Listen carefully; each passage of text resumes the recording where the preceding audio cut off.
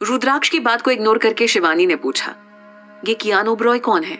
क्या हम पहले उनसे मिल चुके हैं? शिवानी के कियान के बारे में पूछने से वो चिढ़ गया था, पर वो उसके सामने रिएक्ट नहीं करना चाहता था, इसीलिए उसने खुद को नॉर्मल ही रखा और फिर उसे देखते हुए हल्की सी स्माइल के साथ कहा, वो हमारी लाइफ का सबसे बड़ा विलेन है, वो हमारे प्यार का दुश्मन है, पर तुम इस बारे में मत सोचो, उसे मैं तुम तक कभी नहीं पहुंचने दूंगा। अब तुम आराम करो। रुद्राक्ष बोल रहा था पर शिवानी की आंखें बंद हो गई थी। उसने शिवानी को सही से सुलाया और उसके चेहरे को निहारने लगा। वो उसके ऊपर झुका और शिवानी के होठों को देखने लगा। चाहूं तो इस पल में तुम्हें अपना बना लूं, तुम्हें खुद में समा लूं, ऐसे कि तुम कभी मुझसे दूर न जा सको, पर नहीं, मैं तुम्हें तब तक नहीं छूंगा जब तक तुम खुद ही मुझे खुद को सौंप नहीं देती। रुद्राक्ष ने मन ही मन कहा और खड़ा हो गया। फिर शिवानी को एक नजर देखकर वो चला गया।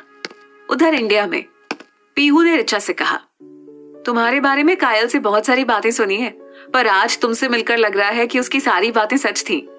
ऋचा मुस्कुराते हुए बोली, पीहू तुम भी बिल्कुल वैसी हो जैसा कायल ने बताया था। वो तुम्हें लड़ाकू क्वीन कहती है। क्या तुम सच में इतना लड़ती हो? पीहू बोली, अरे नहीं यार, मैं लड़ती थोड़ी ना हूं, लड़ाई खुद मुझे ढूंढते हुए मेरे पास आ जाती है। उसकी बात पर ऋचा खिलखिलाकर हंसने लगी। तभी स्टेयर से उतर रहे रूहान का ध्यान ऋचा की हंसी ने अपनी ओर खींच लिया। फिर वो हल्की मुस्कुराहट के साथ ऋचा को देखते हुए नीचे आने लगा। तभी अचानक से पीहू की नजर उस पर गई और उसने कहा, रूहान भाई संभल कर, नीचे स्टेयर्स नहीं है। उसकी बात सुनकर रूहान का ध्यान टूटा और उसने नीचे देखा। वो अब फ्लोर पर आ चुका था। ऋचा ने भी रूहान की तरफ देखा और जल्दी से पूछा, आप ठीक हैं? आपको कहीं लगी तो नहीं? रूहान ने बच्चे की तरह ना में सिर हिला दिया। ऋचा उठकर उसके पास चली गई और उसका हाथ पकड़ उसे अपने साथ ले गई। पीहू उन्हें जाते हुए देखकर सोचते हुए बोली, क्या जो मैं देख रही हूँ वही सच है या मैं ही ज्यादा सोच रही हूँ? पीहू चल इस बारे में कायल को बताते हैं। पीहू खुद से बातें करते हुए जा रही थी कि तभी वो अनजाने में सामने से आ रहे एक शख्स से टकरा गई। वहीं दूसरी तरफ पेरिस में कियारा और श्रवण किया के रूम में गए तो देखा कि वो आराम से सो रही है। उसके मासूम चेहरे को देखकर दोनों ने एक दूसरे को देखा और फिर श्रवण ने किया को देखते हुए कहा, कितनी स्वीट है ना मेरी एंजल। कियारा उसकी बात पर चौंक कर बोली, एंजल? सीरियसली श्रवण, आप किया को एंजल कह रहे? क्या आप भूल गए हैं कि आपके लिटिल प्रिंसेस एंजल नहीं डेविल है?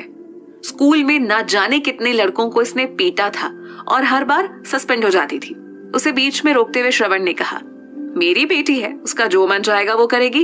अगर कोई प्रॉब्लम होगी तो मैं तो हूं ही उसके साथ। इस बात पर कियारा ने कहा, मिस्टर हस्बैंड, आपकी यही बातें तो आपके प्रिंसेस को बिगाड़ती हैं। चलिए अब सोने देते हैं उसे और हम भी सोते हैं। श्रवण किया के पास गया और झुककर उसने किया के माथे को चूम लिया और कहा, आप बहुत स्पेशल हैं किया, आप हमारी जान हैं। कियारा स्माइल करते हुए श्रवण को देख रही थी जो अपनी बेटी को प्यार कर रहा था। जब से किया का जन्म हुआ था, कियारा और श्रवण का रिश्ता और भी मजबूत हो गया था। किया के आने से उनकी फैमिली कंप्लीट हो गई थी। दोनों उसके रूम से बाहर आ गए। उनके जाते ही किया ने अपनी एक आंख खोली और रूम में देखा, वहां कोई नहीं था। फिर उसने दूसरी आंख भी खोली और उठकर बैठ गई। सॉरी डैड, आपको बिना बताए हम जा रहे हैं, पर हम क्या करें? आप हमें इसके लिए कभी परमिशन नहीं देंगे, इसीलिए हमें ये छुपकर करना पड़ता है। ये बोल किया बेड से उठी और थोड़ी देर बाद रेडी होकर मिरर के सामने खड़ी हो गई। उसने ब्लैक कलर की टाइट जीन्स, अंदर टॉप और ऊपर से ब्लैक कलर की डेनिम जैकेट पहनी हुई थी। उसके बाल कर्ल थे और कंधों पर बिखरे हुए थे।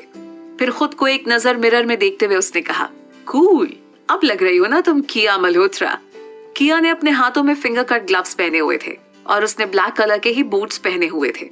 फिर किया ने खुद को देखते हुए डेविल स्माइल दी और विंडो के बाहर गार्डन में कूद गई। फिर किया चाबी को अपनी उंगली में घुमाते हुए गार्डन से बाहर निकल गई। उसकी फ्रेंड्स एला और टीना किया का बाहर कार में इंतजार कर रही थी। उसे देखते ही टीना ने कहा, क्या यार किया, कितना इंतजार करवाती है। किया कार में बैठते हुए बोली, मिसेस मल्होत्रा और मिस्टर मल्होत्रा दोनों हमारे रूम में हमें चेक करने आए थे। क्या हम उनके सामने आ जाते? उनके चले जाने का इंतजार कर रहे थे, इसीलिए देर हो गई। फिर वे तीनों ही कार में बैठी और चली गई। वहीं उधर इंग्लैंड में शिवी अब काफी हद तक ठीक हो गई थी, इसीलिए ऋत्विक और यशिका उसे घर ले आए थे। शिवी ने यशिका से कहा, यशिका मुझे इंडिया जाना है, सबसे मिलना है, मुझे विहान रूहान दोनों से मिलना है। कितने बड़े हो गए होंगे ना दोनों। उसकी क्यूरियोसिटी को यशिका और ऋत्विक दोनों ही उसके चेहरे पर देख पा रहे थे। तभी यशिका ने उसे समझाते हुए कहा, हाँ शिवी, दोनों बहुत बड़े हो गए, पर हम अभी नहीं जा सकते।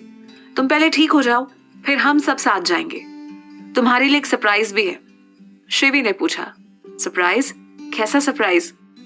यशिका ने कहा, ये तो तुम्हें इंडिया जाकर ही पता लगेगा।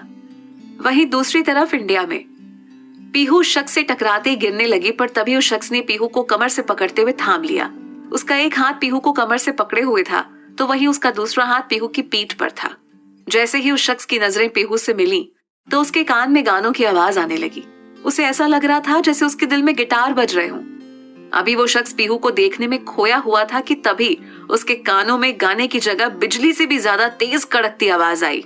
अंधे हो क्या? देख कर नहीं चल सकते? और तुम मुझे पकड़ कर क्यों खड़े हो? छोड़ो मुझे। पीहू के ऐसा कहते ही उस शख्स ने उसे छोड़ दिया। पीहू के नीचे गिरते ही उसकी चीख निकल गई और फिर से वो उस शख्स पर बरसते हुए बोली, अभी पागल आदमी, छोड़ा क्यों? वो शख्स कोई और नहीं, गौतम था।